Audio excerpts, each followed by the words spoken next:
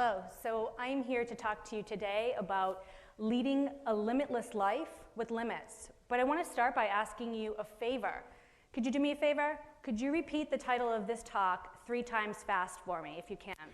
Ready, set, go.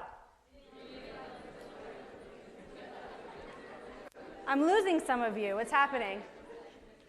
So it's a tongue twister, right? It's pretty hard to do. When Bentley asked me to come here today and talk on the topic of limitless, I paused. Because the topic of how we, as people, can lead lives of limitless aspiration, limitless ambition, and limitless curiosity without burning ourselves out in the process is one that I, and many like me who've been working in the human capital management and development space for many years now, have been pondering for quite some time. So if we think that tongue twisters like that are difficult, leading a limitless life is actually pretty difficult to do. And we ask ourselves, is there a perfect formula? Is there one way to do it? I believe the answer is no. And what life has taught me in my long, long, long life is that only when you actively set limits can your life be limitless. It sounds like a contradiction, doesn't it? But it's not. So what do we know? We are experiencing an extreme rise in stress in our world. And if we focus on just the United States for one moment, in September of 2017, the American Psychological Association said that there was a 31% increase in students on college campuses who were seeking help for stress in counseling centers. 31% increase. When the increase in student enrollments was only 5%. And guess what? Stress doesn't just stay with you here on your college campuses. It travels with us. It travels with us in our households, in our workplaces, so that in January of this year, the American Institute of Stress, because yes, we have an American Institute of Stress, reported that 75% of American adults say that job stress is their #1 stress in their lives. That number is staggering. We take it with us to work, to our households, and to our college campuses. And I don't need to talk to you about statistics. All you have to do is look at your Facebook wall, right? Take note of the number of friends that you have and family members who are talking about how busy they are, how stressed out they are, how they have too much to do, and too little time to do it. And those people that don't post that on their Facebook wall, and they just post about their magical unicorn lives, are lying. So all of that cortisol that we used to have running through our veins and our primitive selves to run away from tigers are now running through our veins all the time.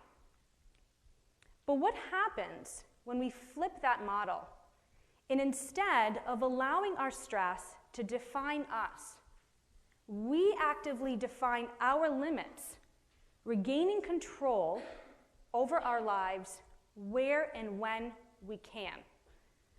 We, and I think especially of the young women in the room, have been told at some point in our lives, you can have it all, you can do it all, you can be it all. But I'm here to tell you today that there is no all. And if there is an all, you define it. And it's okay not to try to achieve that and reach that standard all the time. You can achieve great things by being selective. Now, when many of us are stressed out, some of us go to a glass of wine. Dare I say, 2 perhaps. So my family is from Tuscany, and about 2 years ago, I had the privilege of getting a tour of a vineyard from a very prestigious winemaker in the Chianti region. And I learned something fascinating. What I learned from this winemaker was that our greatest wines come from some pretty stressed out grapes. So, when winemakers provide their vines with a lot of nutrients and plenty of water, the vines produce lots of grapes, but the grapes are of lower quality.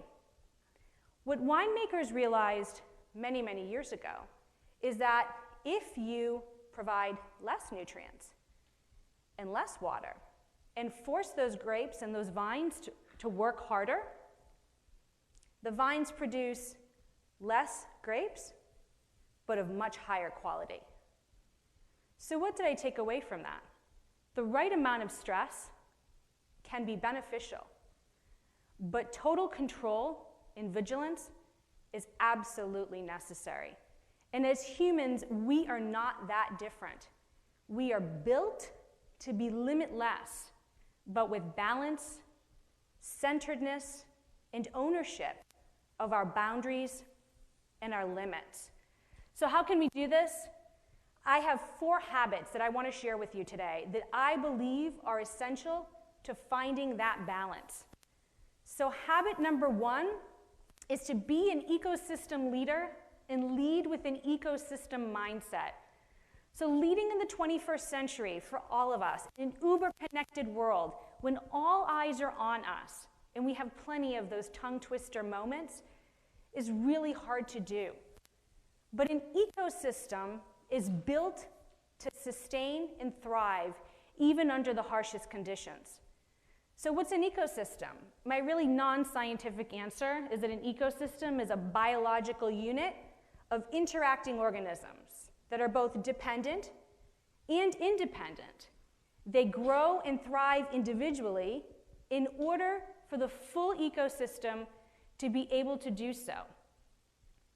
Ecosystem leaders are the same. They're self-leaders as well as leaders of others who acknowledge that their success comes from their own focus, drive, passion, and purpose, and is also dependent on the success of those who surround them.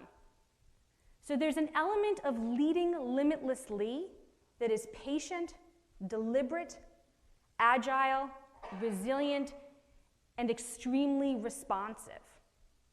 So when we have these elements in our lives, those people in our lives, those winemakers that batter us down, whether non-intentionally or intentionally, sometimes our strength is dependent on the collective strength of our network. So habit number 1, look to your ecosystem and don't go at it alone. There is strength, innovation, and growth in numbers. Habit number 2 is allow yourself time to daydream. When all of our surrounding environments batter us down, it's very difficult to maintain limitless and inclusive perspective where we crave learning and will remain open to all that's around us, to new experiences and to new ideas. Shawn Achor, who had a great TED Talk in a book called The Happiness Advantage, said, if you believe in your ability to succeed, the more likely it is that you will. But what does it mean to really believe that you will succeed? So a friend of mine once told me that she never worried about driving into the city and finding a parking spot, because whenever she was driving into the city, she would envision that a parking spot would appear and one would appear for her just in the spot where she envisioned it. Now, whenever she would tell me this, it would mean I would silently think to myself, she's crazy. I would raise an eyebrow and I would move on. But one day I was driving into the city all by myself, and I thought, well, there's no one here to judge me. I'm going to envision a parking spot. And lo and behold, I found a parking spot right around the corner. Now, I am not here to tell you that if you envision your parking spots, they're going to miraculously appear for you all the time. But there was something to that, because the more I stayed positive about finding a parking spot, I can tell you that the number of times I actually found one did increase exponentially. So the first step in defining what limitless looks like to you is visualizing it. What does it look like for you today, in 3 years, in 5 years? Then don't forget to stay positive. So Shawn Achor also said that our bodies are 31% more productive at positive than at negative, neutral, or stressed. And that this mental practice of visualizing our futures helps us boost confidence, it enhances our moods, and it helps healing. And it has a positive effect on our performance. So habit number 2, Define and envision your limitless. Today I give you permission to daydream and own it. That's one sure way that you're going to get there. And habit number 3 is pay it forward often.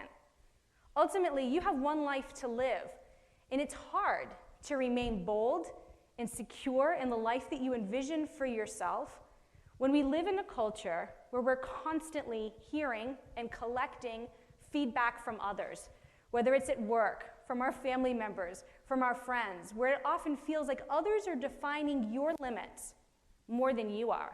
Others are defining your goals and your capacity more than you are. Now remember, as much as you need to lean into your ecosystem and know that you are not limitless in a vacuum, you alone can define what limitless looks like for you. And when it feels like you're losing that perspective, there's one sure way to get it back.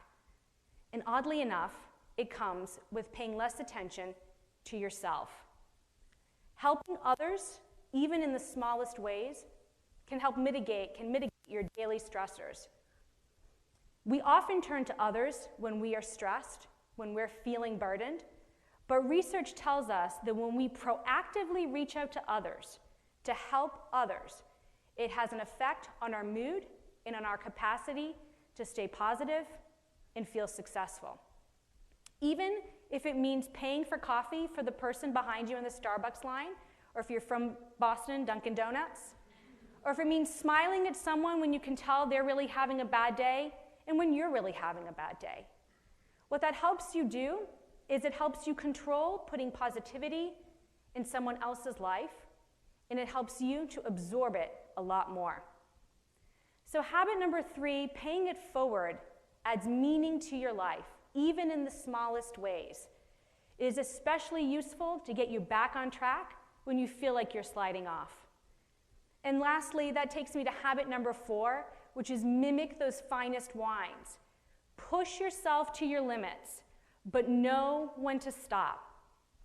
To add balance to those toughest of tongue twister moments when you desperately feel like you need that glass of wine, to keep your head and your heart and your sanity healthy and in check, know your limits and say them out loud. It helps you to hear them and to own them. Allow and accept those precious moments when you need to catch your breath, draw a line, regroup, and acknowledge that we all have limits. For most of us, between work, family, friends, pets, extracurricular activities, that leaves only 1% left for us at the end of any given day, week, month, year. And that 1% is not enough. If you only allow 1% of time for you, that means that all of those other beings that need you aren't getting the right amount of you, and they're not getting the best of you. So increasing that 1%. And again, whenever you hear someone say, you can do it all, you can have it all, you can be all of these things, remember that you define your all. Time is going to keep going at a steady pace, and so too must your management of it. You don't want to stress that which makes you most capable of being limitless. But be careful, because when you think too long about your limitations, they run the risk of defining you more than you defining them. And sometimes we don't know what our limits are until we push ourselves to them. Ultimately, this is your journey. You already have the seeds planted in you. Follow these 4 habits when you can.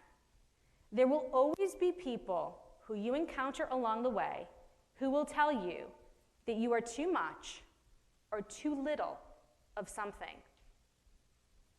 I am here to tell you today that you are everything that you need to be at this moment in time to accomplish what you want to accomplish. If you say yes to the right things and you say no to the right things. So be bold and courageous with your goals. Lead with centered drive and influence. And acknowledge that the greatest driver of your limitlessness is being realistic about your boundaries. When you set limits, when you do, your life can be limitless. Be selective and have fun. Thank you.